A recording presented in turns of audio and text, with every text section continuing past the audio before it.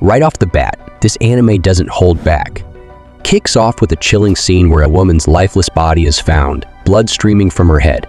Fast forward to December 1989, and we've got this elderly couple hitting up an orphanage, looking to adopt. The moment they step in, it's like a mini stampede of kids rushing towards them, all cute and eager. The lady, totally smitten by the kids, tells her hubby, "Wish we could take them all, but we gotta pick just one." She's hard-eyed over every single kid, wishing she could adopt them all. But that's just not how it works. After some playtime with the kids, they're about to leave when a gust of wind sends a hat flying, caught by a boy chilling by the window. The lady's like, "Keep it safe. I'll grab it tomorrow." The boy's all, "Sure thing." Cut to them in the car, and the lady can't stop gushing about how stunning that boy was, totally convinced he's the one they should adopt.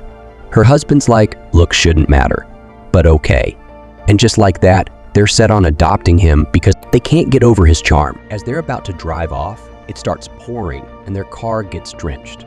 They flick on the wipers and spot the boy again, this time saving a terrified dog from the rain with an umbrella.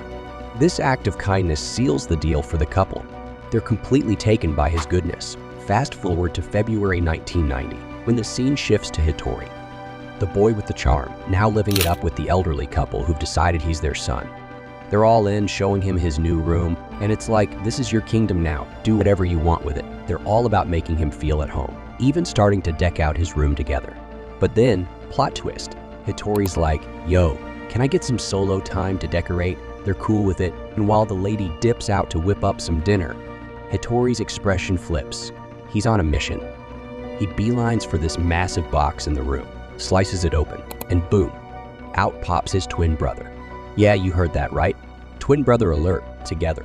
They turn the room from meth to wow in no time. Just as they finish up, their dad, also their uncle. Plot thickens, Y checks in, totally amazed by the speedrun room makeover. Dinner time rolls around, and Hitori's playing it cool, praising the food like he's never eaten anything so good. When the convo turns to clothes, he's all about keeping his style uniform. Despite his mom's jokes about him pulling a Steve Jobs, they're totally vibing with him, ready to cater to his every wish. But here's where it gets sneaky. Hitori's twin is lurking under the table, ready for a switcheroo. The twins tag team without a hitch, swapping places to keep the illusion going. They even pull off a double act, giving their dad a shoulder massage, playing to his dream of father-son bonding. As the night winds down, the twins, now known as Migi and Dali, share a moment of triumph, though Dali's all cautious, hinting they need to keep their guard up. They're up late, plotting over a map, strategizing their next moves until it's almost daybreak. Morning hits and it's breakfast with the fam. Hitori, or is it Migi now, assures his folks he slept like a log, playing the part of the loving son. But the parents sense something's off. Their boy isn't as open as he used to be. Chilling in the living room, Hitori's mom is all about creating those iconic childhood moments, dreaming of baking cherry pies and piggyback rides with her son.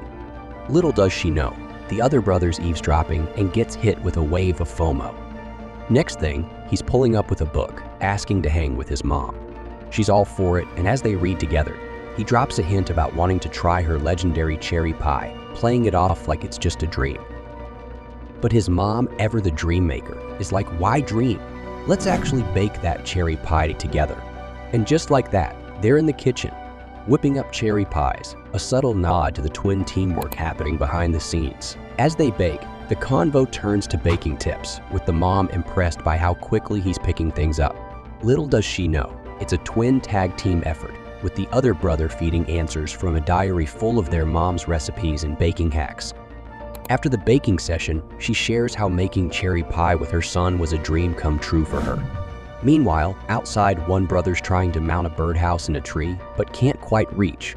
Enter dad, offering a lift on his shoulders, but it's a no-go. They just can't manage it. The struggle ends with a bit of a tumble, and they blame it on everything but the real issue. Back in their room, the twins have a moment of realization that their dad's not as young as he used to be, sparking a plan to support him in their own way. Spotting two ropes, they hatch a new scheme to achieve their goal without overburdening their dad. This part of the story is all about the twins navigating their new life, filled with moments of bonding, learning, and subtle mischief. It's a mix of sweet family interactions and the clever antics of Migi and Dali as they adapt to their new home, all while keeping their true identity a secret. The next day, they're back at it with a new game plan. This time, one bro's already up the tree, and they're doing the whole rope trick. The ground brother tosses up the rope, the tree brother catches it, and they tie themselves together, ready for a bit of theatrical physics. Dad's in position, and as he stands, the brothers pull off their stunt, making it look like Dad's hoisting his son up with super dad strength. The brother on the ground gives a little hop, adding to the illusion, and then plays it cool, pretending he's scared of heights to keep their dad from suspecting the switch-up. Post-mission, they're buzzing, convinced they've totally won over their parents' hearts with their brotherly teamwork, proving they're smarter together, balancing out to make everything seem normal despite their dad's weakening back and their mom's occasional stress vibes. Plus, they can't get over how awesome cherry pie tastes. Then plot is revealed. We see the brothers catch wind of some rich individuals planning to adopt from the orphanage next week, wanting just one kid. This news hits Migi and Dali hard, sparking a bit of panic. Dali, ever the optimist, assures Migi they'll be the chosen ones, keeping the hope alive. So, when the bros dip out of the orphanage, they're straight chilling on the high level. One's just feebing on the ground, fishing rod in hand, and legit flicks a lady's hat over to his bro. Like it's no biggie. Then they yeet off together. One dude rolls up to a tap, and yo, plot twist, it ain't raining like we thought. He splashes some water from the pipe while his bro's hanging by the car. And get this, what we thought was a pupper under the umbrella is actually just a toy. Mind blown, right? Then they hit up this new guy for his name, and he's like, "Call me Hitori," and bam, that's where they leave us hanging. Episode cuts right there.